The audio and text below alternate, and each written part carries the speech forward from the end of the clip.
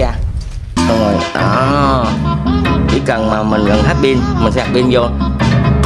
Bây giờ rồi lật lên, mình sẽ chỉnh giờ lại nha mọi người. Đây coi đồng hồ, bây giờ là hiện tại bây giờ của mình là 14 giờ 45 phút rồi. Ok, thì mình đã chỉnh đúng như cái giờ này của đồng hồ của mình nha. Đó, vậy là mình đã thành công nha mọi người. Ok, rất đơn giản.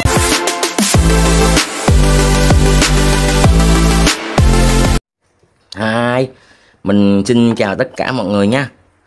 Mình rất vui và hân hoan chào đón mọi người đến kênh YouTube của mình mọi người.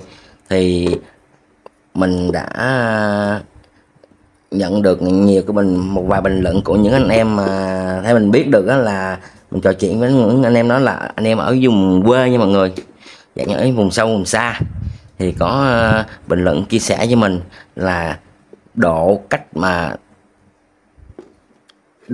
thay cái pin này nè mọi người, thay thế cho cái pin đồng hồ này nha mọi người. Đó, thay thế cái pin đồng hồ này 1,5V.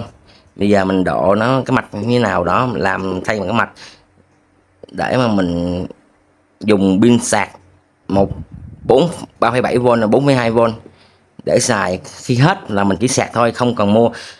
Tại vì những anh em ở thành phố á, thật sự xem cái video này á, thì chắc có thể kêu là vô ích đúng không, nhưng anh em thành phố tham khảo cho vui thôi. Còn đây là mình làm chia sẻ cho những anh em ở những vùng sâu vùng xa, khi mà điều kiện của họ còn rất khó khăn, chung là đi tới đi lui mua những vật liệu cần thiết hay là những cái gì đó rất khó khăn nha mọi người. Kiếm một tiệm tạp hóa đôi khi phải đi vài cây số đó nha mọi người. Giờ hết ở vùng sâu vùng xa, ví dụ đi ban đêm như thế nào mà mình cần, không những mà mình cần cho cái đồng hồ này đâu không đâu, mình có thể làm cho nhiều cái vật dụng khác nữa, xài pin tiểu AA 1,5V nha mọi người. Đó, mình có thể dùng cho thế cho điện áp của mình tùy thích, không những 1,5, 3,3, 2,5 và còn những điện áp khác nha mọi người. Mình chia sẻ, mình cho những anh em vùng sâu vùng xa biết cách để mà độ vào cái đồng hồ, không dùng pin 1,5V nha mọi người, mà dùng pin 18650 hay là pin điện thoại để mà làm chạy cái đồng hồ này nha, thay thế cho pin 1,5V tròn nha. Thì tận dụng những gì mình có thôi, mình không nói dài dòng nữa, mình sẽ bắt đầu đi vào chi tiết. Thì ở đây mình xin giới thiệu cho mọi người, mình có một cái mạch là giảm áp từ xuống 1,25V đến 5V rưỡi nha mọi người, đến 5V. Thì đầu vào của nó là 2V rưỡi đến 24V. Hạ áp xuống là theo từng định mức 1,2V, 1,3V, 1,8, 2,5, 3,3, 5V nha mọi người. Thì nó ra mức điện áp cần thiết cho mình. Tại sao mình giới thiệu cái mạch này? Có nhiều cách làm, nhưng mà mình đã thử nhiều cách làm mọi người. Chế bằng linh kiện tụ và điện trở và diode cầu thì vẫn được, nhưng cái đó thì nó không khả thi, nhưng mà mình vẫn chạy cũng được, nhưng mà nó không ổn định. Tại vì sao? Nó rất là hao pin. Nói chung là nó nhiều cái lắm, nó không có ổn định món này. Thì cái mạch này mình đã thử qua ít nhất cũng 4-5 cái đồng hồ này mình làm rồi, nó chạy rất là ổn định nha mọi người. Chỉ cần mình chọn một viên pin nó có dung lượng cao mà tốt thì cái thời gian mình xài cái đồng hồ này nó sẽ lâu nha mọi người. Còn cái mặt ổn định thì mình cho rằng, theo mình cảm thấy là cái mạch này ok đối với mình. Tại vì mình thử cũng vài cái đồng hồ rồi, mình thấy nó chạy êm. Thì hôm nay mình sẽ chia sẻ cho mọi người cái mạch này, không nói dòng nữa thì mình sẽ đi vô vấn đề. Ở đây thì mình có hai cái pin 18650 và pin đồng hồ sạc điện thoại nha mọi người. Thì cái dung lượng của này 1200, cái này là hơn 1200. Cái pin này rất tốt, pin xịn nha mọi người. Pin này là của máy chụp hình, đúng là máy chụp hình chứ không phải là máy ấy. Cái này là từ 3V7 3,6 đến 4,35V. Thì sau đó mình dùng cái mạch sạc, mình dùng cho nó là cái mạch sạc này DB4056, là nó sạc từ 3,7V 6V đến 4,2V nha mọi người. Không sao hết, cái điện áp này nó không đủ còn hơn, mà khi mà cái này mà nó dư quá, sạc nhiều quá mà không có bảo vệ thì nó sẽ cháy nha mọi người. Thì qua đó mình sẽ dùng cái áp này. Thì cái mạch đầu ra của nó, mạch định á, là theo mọi người thấy nè, ở đây nó có nhiều cái mức điện áp.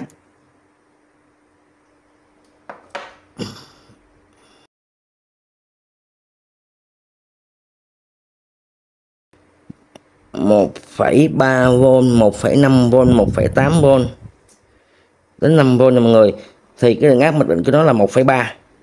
Đây mình cũng cần 1,5 thì mình chỉ hàn vô cái mà hai cục này nè, 1,5 mình hàn chấm lại, nhưng mà là nó ra điện áp 1,5. Còn mình muốn 1,8 thì mình sẽ xả cái điện áp dưới đây ra, cái cục này nè, xả ra thì mình chấm cái trên. 2,5 cũng vậy, mình xả cái điện áp 1,8 ra, mình chấm cái 2,5 ở trên, và cứ thế mình làm như vậy nó sẽ ra cái điện áp như mình mong muốn, như trên đây nha mọi người. Ở đây là cái mạch nó chia sẵn điện áp luôn cho mình luôn, rất tiện. Nó có dùng IC và cái con tụ L, nói chung là 4R7 nè. Nói chung tức này cái này phải tốt hơn là dùng cái tụ với lại diode cầu rồi mọi người, rõ ràng không cho thể nào chối cãi được á. Thì mình sẽ không nói dài dòng nữa, thì mình sẽ hướng dẫn cho mọi người cái cách làm.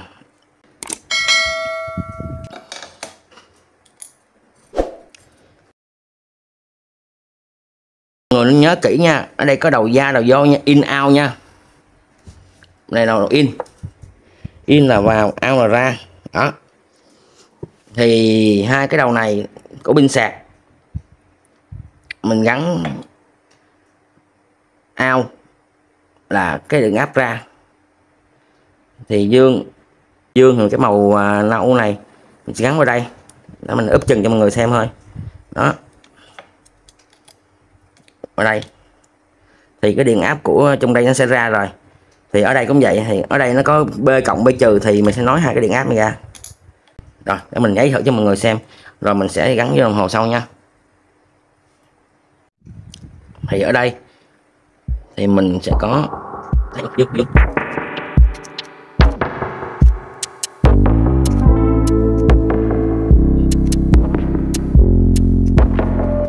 đó, như mọi người thấy mình đã hàn vô đây mọi người đó, đầu ra dương và âm. Giờ mình hàn tiếp vô pin.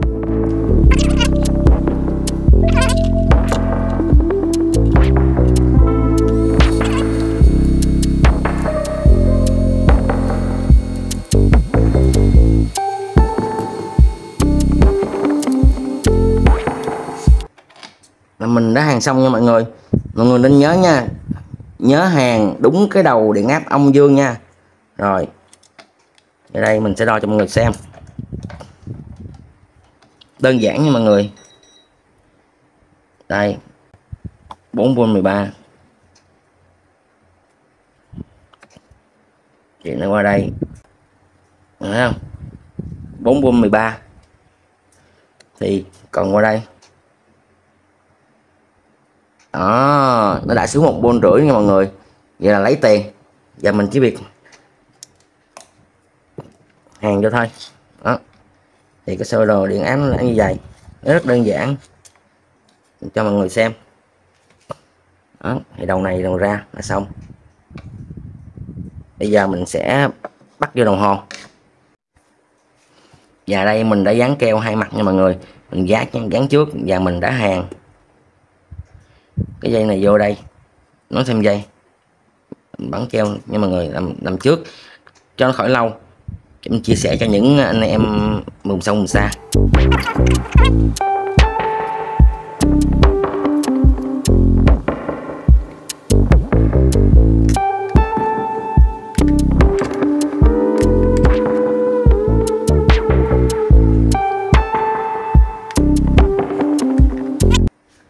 mình đã dán ra cố định nha mọi người. Bây giờ mình sẽ hàn. Thứ nhất mình kiểm tra âm mà âm, dương mà dương. Đây là đen là âm, trắng là dương.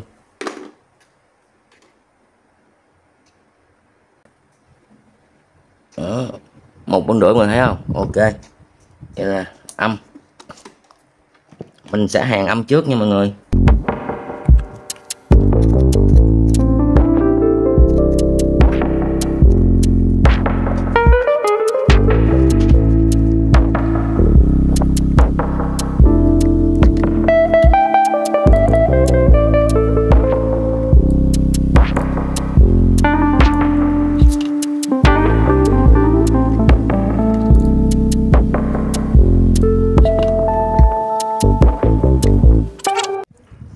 Bây giờ mình đã hàn xong nha mọi người. Mình sẽ kiểm tra lại cái điện áp của nó vào đây có đúng, có vô được không nha. Rồi ok. Bây giờ mình sẽ chỉnh cái đồng hồ lại. Bây giờ rồi lật lên. Mình sẽ chỉnh giờ lại nha mọi người. Đây mình coi đồng hồ. Hiện tại bây giờ của mình là 14 giờ 45 phút. 2 giờ 45. Mình sẽ chỉnh lại nha mọi người. Đây cái nút chỉnh nè. Rồi ok. Thì mình đã chỉnh đúng theo cái giờ này của đồng hồ của mình nha. Đó, vậy là mình đã thành công nha mọi người. Ok, rất đơn giản. Thì mình sẽ chia sẻ cho mọi người coi lại nè. Khi mình treo tường đây á, thì mình hết thì mình chỉ sạc pin thôi. Mình cắm cái sạc ở đây thôi nha mọi người. Đó. Thì mình sẽ cắm cái sạc cho mọi người kiểm tra. Sạc pin vô. Thì lát mình sẽ gá lại, mình sẽ bắn keo lại nha mọi người. Đó. Chỉ cần mà mình gần hết pin, mình sạc pin vô rất là ok và tiện dụng.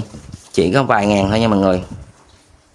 Tận dụng, nhất là anh em dưới quê, anh em vùng sâu vùng xa, nhất là mấy bạn đã nhắn tin như mình là có mua những cái linh kiện này rồi, nhưng mà sẵn cái đồng hồ chết, cái đồng hồ hết pin, thì bình luận cho mình chia sẻ cái cách để mà độ ra thành một giảm áp xuống cái đồng hồ này 1,5V nha mọi người, thay thế cho cái pin tiểu 3 chữ A.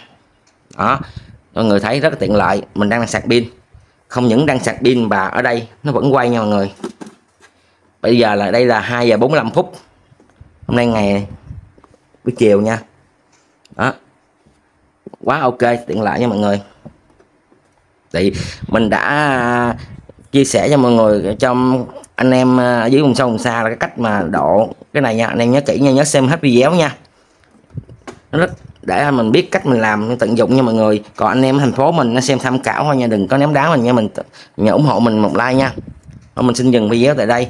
Mình hy vọng cái video này đã cho tất cả mọi người và những anh em vùng sâu vùng xa nhắn tin cho mình biết được cách làm để thay thế viên pin một pin tiểu 3 chữ A để mình làm khi cần thiết, mà mình sẽ chạy một thời gian rất là dài nha mọi người, rất là bền khi mà mình đã lựa chọn kỹ càng.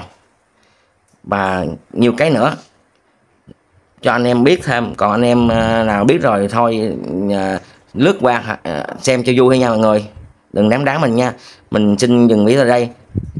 Mọi người thấy hay á thì ủng hộ mình một like, một chia sẻ, một đăng ký kênh để mình có nhiều động lực làm nhiều video hơn nha mọi người. Anh em có gì thì comment cho mình biết để mình nghiên cứu làm cái gì đó để mình chia sẻ cho mọi người nha. Thân ái chào tạm biệt mọi người, bye bye.